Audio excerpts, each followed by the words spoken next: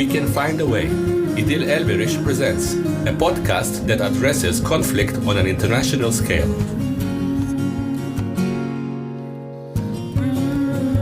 When people feel felt with, they feel safer. And when they feel safer, they go into their window of tolerance. And when they're in their window of tolerance, they can negotiate.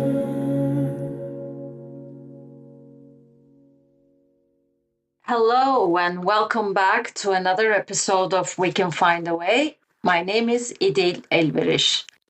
This podcast is about conflict and alternative resolution methods to resolve it. And I try to cover all sorts of conflict in this podcast for practitioners and people interested in dispute resolution, with examples from all over the world. This podcast is sponsored by Dr. Paolo Michele Patocchi, attorney at law and arbitrator. I'm grateful for his engagement with alternative dispute resolution in Turkey by participating in multiple conferences, teaching at Bilkent University in Ankara, and now supporting my podcast, We Can Find a Way. In this episode, I spoke with a lawyer and mediator from Canada and UK. Our interview took place, in fact, when she was in Andorra. So a truly global We Can Find a Way soul, if I may call her like that. Her name is Raheena Lalani Dahya. Recently, she published an article with her co-authors about trauma-informed mediation practice. I covered this subject before in We Can Find a Way, but that was from a restorative justice perspective. So this time I wanted to talk to her about why we are discussing trauma in mediations, in civil mediation even, and what prompted her to address the needs of vulnerable communities, how trauma affects people's capacity, especially on long-tracted conflicts, to resolve them. We also discuss how mediators can benefit from other disciplines such as neuroscience. I will give her short bio at the end of this episode, but now let's start with the interview that took place on 20th October 2025. Thanks for agreeing to talk to me, Raheena. Please tell us, how did it come about that we are discussing trauma in mediations? Why now? What made the topic the hot topic of today? Thank you for having me. It's a pleasure to be here. I think what's happened here is people are understanding that conflicts are dynamic and that the way that people engage with one another is informed by various different contexts, and how we behave when we are upset. In trauma terms, whether we're able to self-regulate or whether we dysregulate during conflict really plays an important part in how we understand conflicts that we partake in. And when we're reflecting on them and saying, oh, why did I behave that way? How come this other person who I usually experience is very reasonable behaved that way? Alternatively, when we're the third party, so the mediator, we're trying to understand what's happening in this dynamic. And trauma models give us a wonderful way of seeing different behaviors from a lens that's scientific, that's based on neurobiology. And so I think as people are learning more about psychology and neuroscience, they're leaning into understanding these behavioral changes. I also think the advances in neuroscience that have come through have given us new language. I think there was a time where people felt that these were very quote unquote soft sciences or soft skills, whereas now it's being seen that a lot of this is rooted in neurobiological function. Ideas as ancient as certain yogic ideas are now being demonstrated physically through fMRI imaging. So it's become a quote unquote hot topic because it's found the tipping point's been hit. And people understand that the same curiosities we've always had, there's some sources of information. And those sources of information that can give us clues, some of that goes to neuroscience, and within neuroscience are trauma models. So tell me a little bit more about these trauma models and the language that you have just mentioned in neuroscience. There are several trauma models out there. I think one that really helps people understand our own as well as others' behaviors is Daniel Siegel's window of tolerance. If you imagine a square, and a parabola going through the square. So a line drawn from the bottom, underneath the square, through the square, over the top, and back down again. When we are inside that square, that's when we're connected to something called our prefrontal cortex. So let's just do a little bit of neuroanatomy here. Our brain is made up of several different parts, and those parts have different functions. Whenever we receive any stimulus whatsoever, it could be me pinching myself, so that's a felt sensation, or hearing something, so an audio stimulation, or seeing a beautiful flower, that's visual stimulation. All of that goes in through our brainstem. So it starts in our spinal cord. We get some stimulus. Our spinal cord sends that information through our brain. Now, it will go through the back of our brain first, so around our brainstem, and then through our limbic system, which is often referred to as part of the reptilian brain. So that part of our brain governs fight, flight, freeze, and flop. So those are 4 of the fear responses that exist. A lot of people know fight or flight. Freeze is exactly what it sounds like. It's, oh, deer caught in headlights. Flop is freeze's twin almost. It's instead of deer caught in headlights, it's where, sometimes an animal will seem dead so that the lion will move on and then later it will get up. So flop is kind of that freeze response, but in a play dead response. Next, that stimulus will move through our mammalian brain, where a number of our social behaviors come from. It's where our impetus to look after the young. It's why we like puppies and kittens. They have big eyes and little noses, just like human babies. And you'll see mammals taking care of interspecies mammals. So there's a lot of pro-social behavior that occurs in the mammalian brain. Now, I hypothesize, and I actually just ran this by Daniel Siegel himself, that our 2 other fear responses, commonly known as tend and befriend, or what my co-authors and I have referred to as flock, and the other one known as fawn, which is a submission compliance response, these live in the mammalian brain. This is our suspicion. Why do we think there's a difference? Because these require social behaviors. Tend and befriend looks like if a saber-toothed tiger is running after you and me on a savanna 1,000,000 years ago. We might pick up a couple of babies and run. That's us tending. We're looking to our young and our vulnerable. Or I might pick up a baby and you might support an elderly person or an injured person. We're tending in fear. The other thing we do is befriend. And here, this could be you and I looking at each other and going, oh, there's a threat. Let's join each other in numbers because there's safety in numbers. It's really interesting. You actually find these tactics in the subway here in London to fight sexual harassment. And the mayor is hanging them, oh, pretend like a friend if you see someone being harassed or racially abused. So actually, they're not only in the field of mediation, but it's also publicly, they're not named like that, obviously. Yes. But they are used as tactics in anti-harassment groups, bystander intervention type of trainings. Well, that's right, because at the end of the day, these tactics that are shared are dispute resolution interventions. Yes, exactly. They're just not named as such, right? You can see here's advice put forward by, I think you said the mayor of London. Yes. Saying, use a tend and befriend response. Right. Or only if you feel safe. And then there's only this if you feel safe. Of course.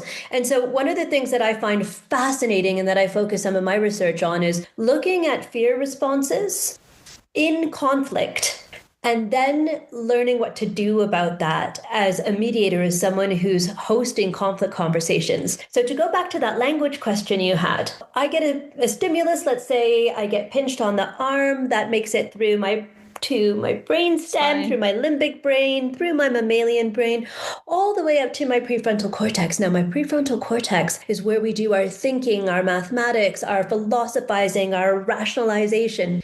When we are connected to our prefrontal cortex, we are in what we call our window of tolerance. We are not always connected to our window of tolerance. It stays in the back. Mammalian brain taking over. Mammalian brain, reptilian brain. So what's happening here? Well, at a minimum, it takes approximately 10 seconds for stimulus to get from the brainstem all the way to the prefrontal cortex. That's a long time. Anything can happen. It's a long time in 10 seconds. And evolutionarily, that's very smart. In 10 seconds, the lion can attack us. We don't want to have to wait 10 seconds to get a thinking brain. And also, we don't want to miscalculate how to stay alive. Right. Trying to debate with the lion is probably not going to get us very far. But a fight or flight or freeze or flop response is very much more likely going to safeguard us. Also, in a world of social media, we spend on average 3 seconds per post, which means that we don't have a chance to actually be prefrontally connected while we're scrolling on social media. And this actually gives rise to a different concept that I think about all the time that I've named the politics and commerce of dysregulation. So now we know it takes about 10 seconds to get from our brainstem to our prefrontal cortex. That's a long time, as we both noted, especially when we know the person, especially when we've got a long relationship with them. Anybody listening to this, close your eyes and think about someone you love who also irritates you. Now I want you just to imagine that look. I don't need to say more. You know which look you're thinking about. You're more likely to react to that look in less than 10 seconds. So it's in these ways, these sort of behaviors inform how we behave in conflict. And so what I'm interested in is, okay, I can accept that these things come up in conflict. What's happening? Well, when we're within our window of tolerance, so that's within that square, we're connected to our prefrontal cortex. That means we can think, we can rationalize, we can philosophize, we can make well thought through decisions in the stereotypical sense. Often, either during a conflict event or a conflict conversation, we're not within our window of tolerance. Where do we go? Where do we dysregulate? We dysregulate in 2 ways. We can go above, we can exceed our window, that square, into something called hyper dysregulation. That can look like crying, screaming, yelling. It can look like shaking or red face. It can look like complete calm on the outside and seething on the inside. Think road rage. Or we can descend below that box into something called hypodysregulation. This can look like slumped shoulders, flat affect or still face. It can look like the dropping, like someone's stomach, they just drop forward. It can feel like getting small. Yeah, small. It can look like someone says something and bam, you have fuzzy brain. Have you ever tried to do something really complex that you didn't understand and suddenly your brain just feels fuzzy, or suddenly you're tired? It can also feel like the onset of cold. Out of nowhere, you're cold. What's happening here is freeze and flop live at hypodysregulation. Our system says this is unsafe, so it's not a good choice to go to our prefrontal cortex. Let's freeze or flop. When we hyperdysregulate, we go to fight and flight. So these are very logical, rational behaviors seen from a perspective of when we don't feel psychologically safe. Yeah. And often by the time someone comes to a mediator, the conflict has escalated so much that they don't feel psychologically safe with the other party or parties. And so they need that other person to come in. It puts an onus on the mediator to have good, strong self-regulation practices and to know thyself so that we stay within our window of tolerance. And when we're within our window of tolerance, then we're able to make logical, thoughtful process choices for people who are feeling psychologically unsafe. And one of the things we can do with these clients is called co-regulation. This is where we use some of our wonderful mediation skills and tactics to engage with someone who's exceeded their window of tolerance and co-regulate them back into their window. And we have different strategies for this. You know, many mediators have heard name it, tame it. Name the emotion. What's happening here? Well, humans feel safety in numbers. Remember that tend and befriend thing I told you about?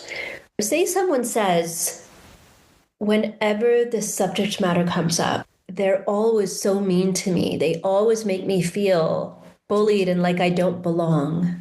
The mediator doesn't have to agree with that. The mediator can remain neutral, but the mediator can say, that sounds really isolating. And if that's the right emotion, the party will say something along the lines of, yeah, it is. It's super isolating. And if we get it wrong and these are experiments. These are little micro-social linguistic experiments. That sounds like it could feel really isolating. The answer might be, no, it's not isolating. It's infuriating. And then my response is, sorry, I got that wrong. It's infuriating. What happens is when you name someone's emotion and it clicks, they start to calm down. Why? Because someone's tending to them. They're not alone. There's safety in numbers. And so they can come back into their window of tolerance. Now, when I started researching on this, I could find plenty of material about hyper-dysregulation. You'd see it in the negotiation literature, working with the quote-unquote explosive employee. All of these are fight and flight responses. One thing I struggled was there was almost nothing about hypo-dysregulation responses. And yet I could see it in my office. I could see someone who was vehemently in favor of a particular outcome. And then at a certain point in the conflict, shoulders slumped, voice changes, starts to talk more slowly, almost more lethargically, and saying, it's fine. They can have it. That to me is a very strong indicator that I've got someone in hypo-dysregulation, and now they're making a quote-unquote choice from a place of lack of psychological safety. And when people walk away from a mediation having come to some agreement and then later say they had buyer's remorse or they felt bullied, often what happened was, using their words, they agreed to something when they weren't within their window of tolerance. It's an ethics issue. And it is unethical for mediators to allow parties to be in a joint session when they're dysregulated because they can come to agreements when they're not psychologically safe. If you look at Hoffman's ethics, one of them is safety. And if you look at trauma-informed principles, one of them is safety. And so the appropriate thing to do is use caucus, take the parties into separate rooms, co-regulate with them. If they can't, pause the mediation and reschedule for another day. And I will caution one thing, and I ran into this in my own practice. Sometimes how we perceive body language is impacted by where we learned our culture and our linguistic culture. My co-mediator and I were completely stumped because someone was so clear with us they wanted to give an apology, and the other party was so clear with us that they wanted to receive the apology. And every time we brought the parties into the same room for this apology, body language-wise, from our very Western view, it looked disingenuous. We stopped and got really curious. What we learned was the person who was giving an apology was a woman who was a hijabi and who was older than the opposing party, who was a man who was at least a generation or two younger than her. And it was not proper in her culture to make eye contact during an apology or at all in these particular circumstances. And so what looked like inappropriate body language to us was really us having a Western bias. And then once we figured out what was going on, we had a really cool creative outcome where I had said to the parties, and that woman had had other women from her family of other generations in the room, and they were all from the same family. And I just said, is it appropriate for a woman of her age and stature to be making eye contact during an apology to this gentleman? And everybody, including the gentleman, they all said in unison, no. So we brainstormed a little, and then I said, well, my co-mediator's a man, I'm a woman. Would it work if she were to make eye contact with me and make the apology in front of the gentleman, with him knowing the apologies for him? And everyone said, yeah, that would work. And that is how the apology went. Yeah, it could be a disability issue. Some people are less tolerant of raising voices because they have autism, ADHD, etc. Like, even if you get a little bit excited and start speaking, louder, even though you don't mean anything threatening, it can be perceived like that. So there's just like so many issues there. Contextual pieces. Exactly. Can you please tell us a little bit more about your course that you're teaching at the Polytechnic? What prompted you to address the needs of vulnerable communities? So I've always worked in vulnerable party issues, initially in law. So I wrote a dissertation during my Bachelor's of European International Law looking at the crime of rape in England and Wales as compared to the crime of sexual assault in Canada. And so I was already dealing with very vulnerable subject matter, and then that translated into practice working with vulnerable persons. So my very first cases were taking survivors of domestic violence cases, usually within 72 hours of an attack, often people living on the poverty line. And then I've taken on plenty of other vulnerable persons cases as I've gone along through life, and that has included in my mediation practice. I do think that we all have vulnerabilities and we all have privileges, and it's important to understand our context, understand where we're vulnerable, understand where we have privilege for several reasons. One is to get a sense of our social location. Two is to understand where we might be in our window of tolerance based on what we're learning from other people or our own social interactions or professional interactions.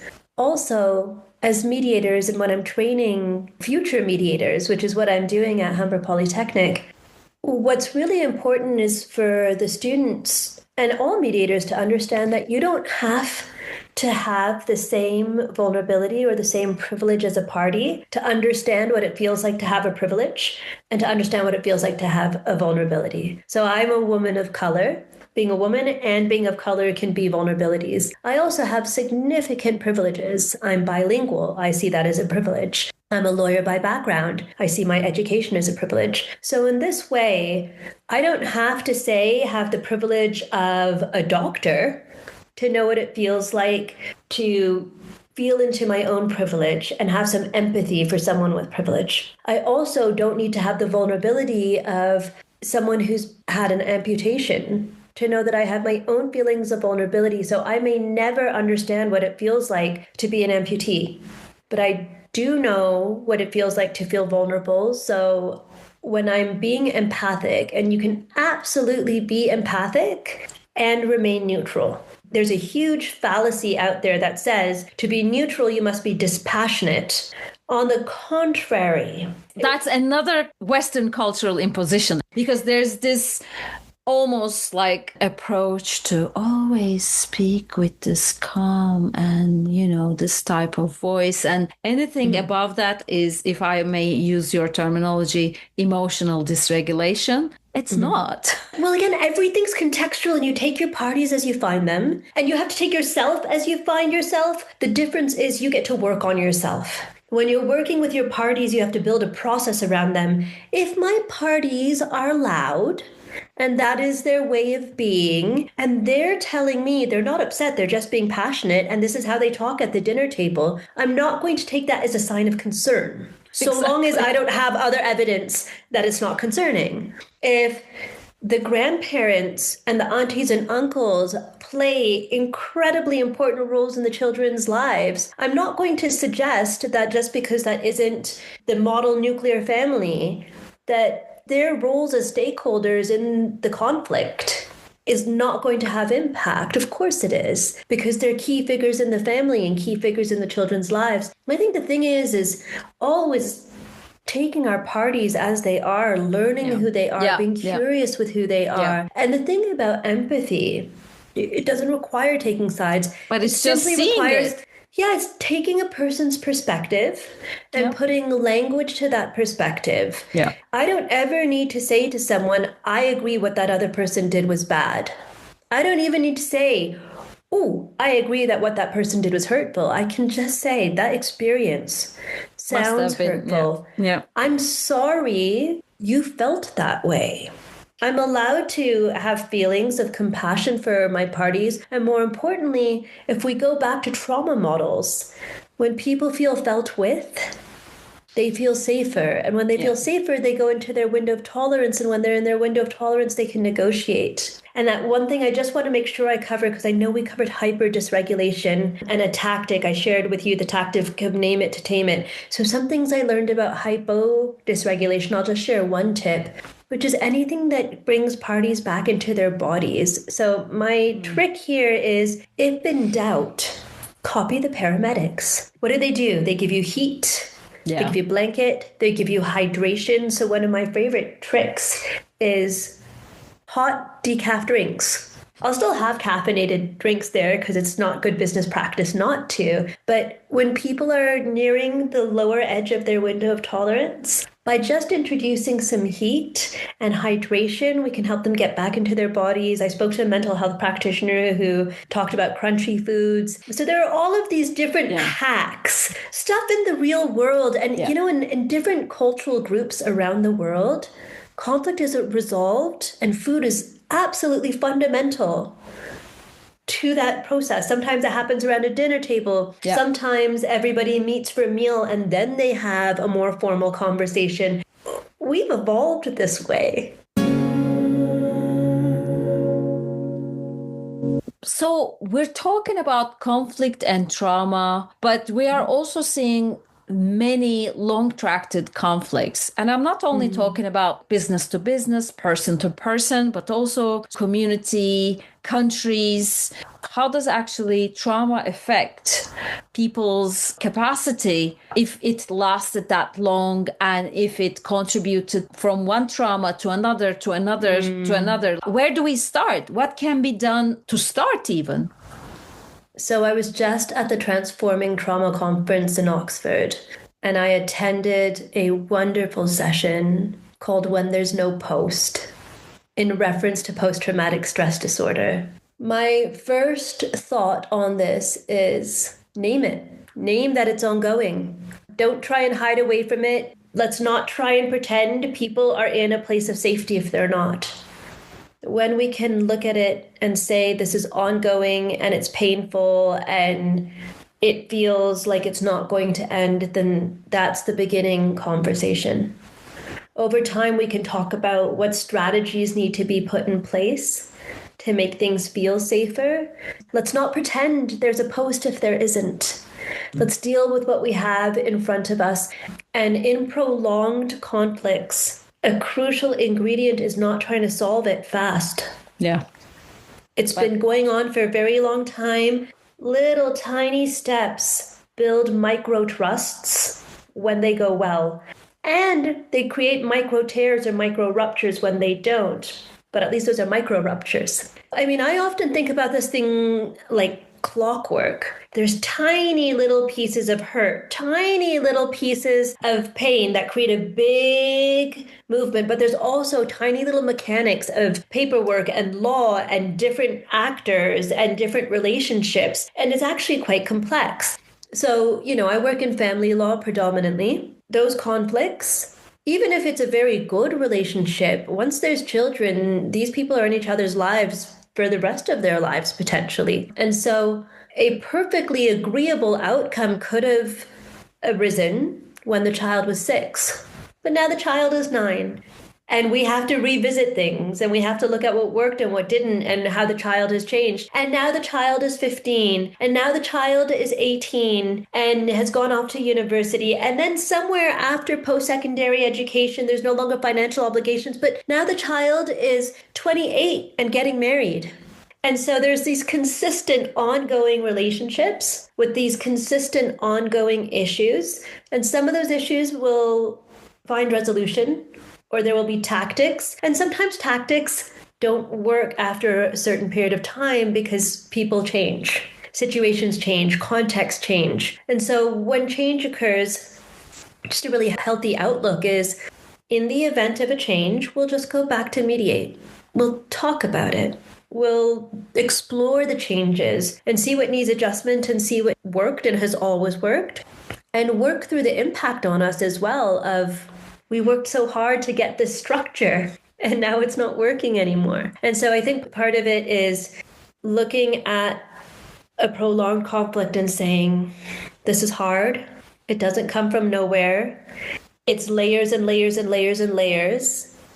Let's treat it like a jawbreaker. One thing at a time, yeah. It's going to take some time to unravel. We're not always going to get it right. We're going to have to do all these micro experiments to figure out what does go right. But what I love about the idea of an experiment is that you use a hypothesis and sometimes it goes wrong. Doesn't mean anything's wrong. It just means that you have new information. Whereas I think people want certainty and predictability, especially in conflict. And also, they don't want to invest the time and they want quick resolutions, and there is no such thing. Well, I mean, there can be in certain conflicts, right? But the more dysregulated you are, the more certainty and predictability fast feels like what you're after. And so sometimes it's about the reframe and just saying you might get micro certainty and micro predictability, but let's talk about what this isn't as well. Let's get to know what this process is. And I think that's helpful with protracted conflicts. We're a little bit back in the beginning. Why do we need to study neuroscience for you or for me, public health? Why do we need these side branches for mediators? Should legal education also involve some aspects of this, like trauma or some neuroscience for lawyers? What do you think of that? That's part of the way that I conduct my education practice. For me, I think trauma-informed conflict resolution, so that's for lawyers as well as for mediators, is a core competency. I do not see it as a nice to have, because you're dealing with people's behaviors. And even as a lawyer, you're examining a conflict event in hindsight, and then you're applying theories of the case to it. We want context. We want to understand what happens. It can only make your case better if you understand what the situation is.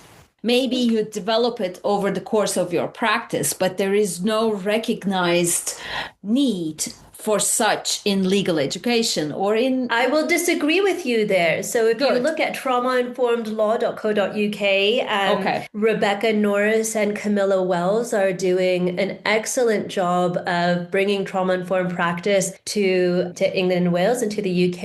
Ian Smith out in Scotland has done excellent work in trauma-informed law. Angus McCarthy out in Ireland is an excellent trauma-informed lawyer. Myrna McCallum out of Canada runs the Trauma-Informed Lawyer podcast. And she co-authored along with Helga Maki and others a book on trauma-informed law. So there's a movement out there. Right. In fact, there's even a conference in Vancouver every year since 2024 called Justice is Trauma. And Myrna McCallum runs that, and a number of people from all over the world working in trauma-informed law, trauma-informed dispute resolution, trauma-informed education, trauma-informed healthcare. We come together and we trade notes and we learn from each other. So I think there is an increasingly recognized need, and maybe it hasn't hit the tipping point yet, but I think it's well on its way there. Okay, that's great to hear, because I took a course on trauma-informed restorative justice, and that was quite important, but I don't think it has become mainstream yet. This is great. I do think justice is trauma, often, for victims especially. Is there anything else you would like to add? To the extent that we're going to play with the phrase justice is trauma, I think justice can be trauma. I think the legal system can be traumatic for victims, for sure. Also for defendants. Also for actors within the court. Also for witnesses. I actually think that some of the legal system in and of itself is a response to trauma. Some of the laws that we have are, if you think about some of the campaigns we have for laws, the stories underlying those are deeply traumatic. The loss of loved ones, the deaths of children, the loss of spouses, these are deeply traumatic, grief-based stories that lead to laws that shape the way that things are. I have so many thoughts about how the legal system evolved. So what I would say is this. It's important to recognize that when harm is done, it doesn't come from nowhere. It's not happening in a vacuum. It's important to look at who caused the harm and what happened there. What traumas might they have faced? What challenges might they have faced? When you look at a person who's been victimized, how is the victimizing event for them? And also, what other events, what other traumas in their life exacerbated that event? Or what protective factors in their life helped mitigate the effects of the event? For witnesses, What is it like for them? How is the court process traumatizing or not? I don't practice restorative justice per se. I have my level 1 certificate in restorative justice. I practice mediation for the most part. The two have loads in common. And in restorative justice, people can bring in other people, other stakeholders, support people. What does it look like for the support person in a restorative justice case? So there's a famous case of Marley Liss's restorative justice process. And in that process, she talks about who her support person was. And something that, as a trauma-informed practitioner, I think is, if I were going to host that process, it wouldn't just be about staying trauma-informed for Marley and the person who caused Marley harm, but also for all the participants in the process. And it's thoughtful, and we do need some of us to be studying the neurosciences so that we can make sure that we're doing things in line with our neurobiological realities. Thank you very much, Raheena. I really appreciate your time. Thank you. Thank you so much for having me, İdil. In this episode, my guest was Raheena Lalani Dahya. She's a family law and community mediator in Toronto, Canada. She's teaching ADR at Humber Polytechnic, and she's a faculty member of family law mediation programs in various institutions in Canada. She's a lawyer in Ontario and an unregistered barrister in England and Wales. She served in many leadership roles of the mediation field and is currently studying in a part-time Master of Science in Applied Neuroscience program at King's College London as part of her ongoing research in ADR and neuroscience. Her more detailed bio will be in the website of We Can Find a Way. So that's it for now. A special thanks goes to Ilan Bass for putting me in touch with Raheena. She is a lifetime learner like me. Ilan is also a typical ADR person who shares his knowledge and friends and connections for the ADR community overall. Greetings goes to him to Japan, where he is right now. And please contact me if you want me to address a subject in the field that I have not yet covered here, or know a conflict resolution specialist who does something that may be of interest for conflict resolution practitioners. As always, I would like to conclude by saying that you please follow this podcast and its website, www.wecanfindaway.com. The website contains a transcription of the episode as well. Please like and share and repost the episode or excerpts that I share in the Instagram account of We Can Find a Way. I share them in LinkedIn, Blue Sky. We Can Find a Way is also in many podcast platforms, including YouTube, Apple, and Spotify. As always, I like to close by thanking musician Imre Hadi and artist Seren Göktan, who allowed me to use their music and photograph in the podcast. Thank you, and hope to meet you in the next episode in November.